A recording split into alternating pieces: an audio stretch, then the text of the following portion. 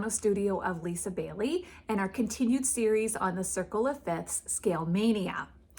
Let's do a quick recap of what we've done so far. So we have learned for major scales, C, G, D, A, E, B. In the last video, we worked on F sharp or G flat because it has two names. And we also learned what enharmonic notes are and what that term means.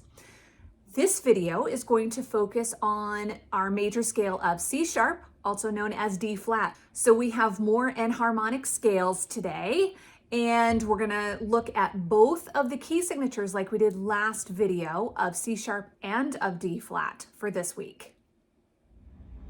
Let's review our F sharp major scale and the pattern of any major scale. So F sharp major starts on F sharp, starting on our tonic, whole step, half step, whole step, whole step, whole step, half step.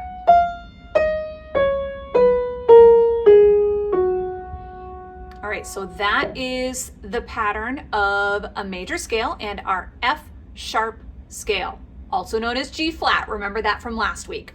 So F sharp is our tonic, C sharp is our dominant. So our new scale starts on C sharp, and I'm going to move this down an octave to this C sharp because it's the same note, just in a different location on the piano. So let's quickly review what our enharmonic notes are. So from last video, we learned that enharmonic notes are notes with two names. And honestly, every single note on the piano has two names. So let's look at this one. This note could be C sharp or D flat. Remember that sharps go up, flats go down. But this is still the same note, even though it has two different names. This one from last video was F sharp or G flat. Now, what happens if we have a white key? Now, this is interesting. We're just going to do this quickly. So we have a white key. So we know this is called C, but did you also know it could be called B sharp? So that's always fun to learn that. And then this one is E, could also be known as F flat. So even white keys can have two different names. So our tonic and dominant for the key of C sharp, our tonic is C sharp, our dominant is going to be G sharp. Now, if we chose to do this in the flat key, which is D flat, our dominant would be A flat. So let's do the pattern of our C sharp. We're going to call it C sharp for this video, our C sharp major scale, and then we're going to look at the key signature. So our pattern, and notice my fingering, I'm going to start on finger 2 again with the right hand. So our pattern starts on our tonic, which is C sharp. We go whole step, half step, whole step, whole step, half step. And then we go back down. All right, so that's our pattern. Now let's take a look at the key signature for C sharp and D flat. C sharp has all kinds of sharps again, just like F sharp, just one more than F sharp. So we have lots of sharps, and remember our last sharp, if you take it up half a step, is the key signature that we're in. So our last sharp is B sharp, and taken up half a step is C sharp. So B sharp is actually C, and if you take it up half a step, that becomes C sharp. And that is how you find the key signature and know what the key signature is for C sharp major. Now, if we look at the flat key signature of D flat major, you can see we only have 5 flats. We're getting fewer flats. We're increasing in sharps, but we're getting fewer flats as we go along. So D flat major has 5 flats. And remember that you have to look at the next to the last flat to determine the key signature. And the next to the last flat is D flat. So that's how you know we're in D flat major. So now let's look at the right hand and a little bit deeper into the fingering for the C sharp major scale. So We did the fingering a little bit a few minutes ago. So let's look at that again. Starting on finger 2, we're going to go cross under, cross under, over, over. This one fits very nicely under your fingers, and I think you'll find that once you've mastered it hands separately, it's not that difficult to get it hands together.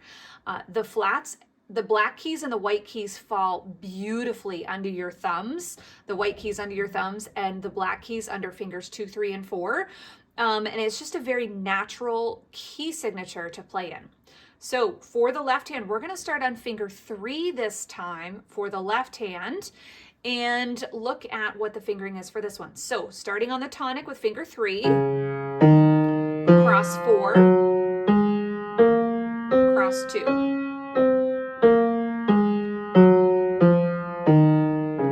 Let's do this one hands together.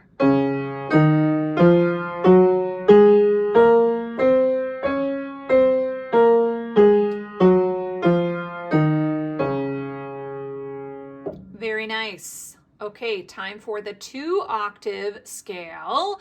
So again, with right hand starting with finger 2, cross under, under, cross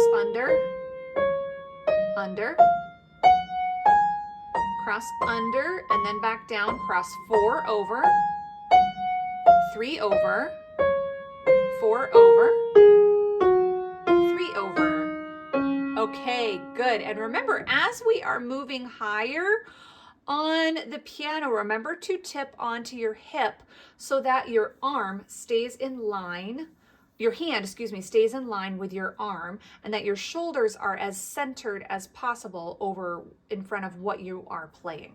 So let's do the left hand now, starting with finger 3, cross 4 over, 3 over, 4 over, 2.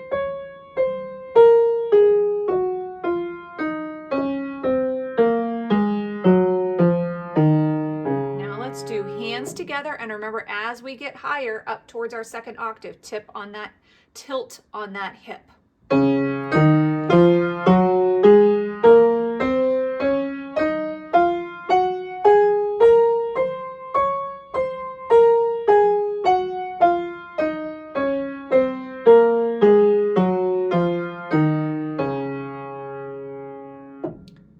Very, very good. That is going to be a nice scale for you. Excellent.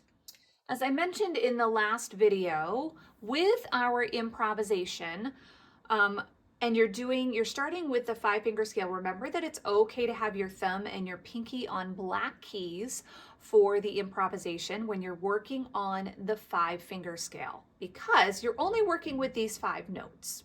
Once you start working in the whole scale, you'll want to use the proper fingering for those notes. But with the 5-finger scale, you can certainly put a thumb on a black key and a pinky on a black key. Our improvisation for today is in 3/4 time signature. So I'm going to give you 2 measures of 3/4. I'm going to count you in, and so we can begin together. Here we go. 1, 2, 3, 1, 2, 3.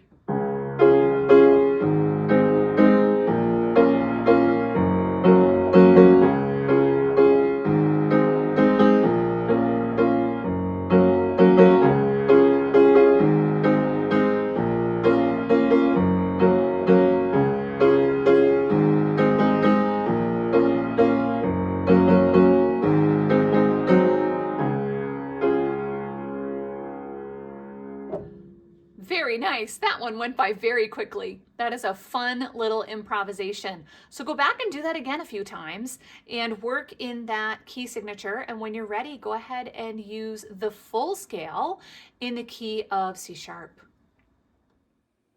Fantastic work. My goodness, we have been together for so long, and you have persevered through many challenging scales, and you're doing great. I'm so proud of you.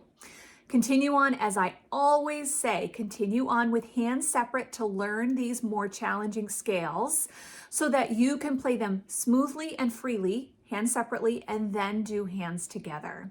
Enjoy the improvisation. I think that's my favorite part of these videos is the experimenting with the accompaniment so that you have the freedom to play whatever you want in your right hand or left hand, whichever hand you choose.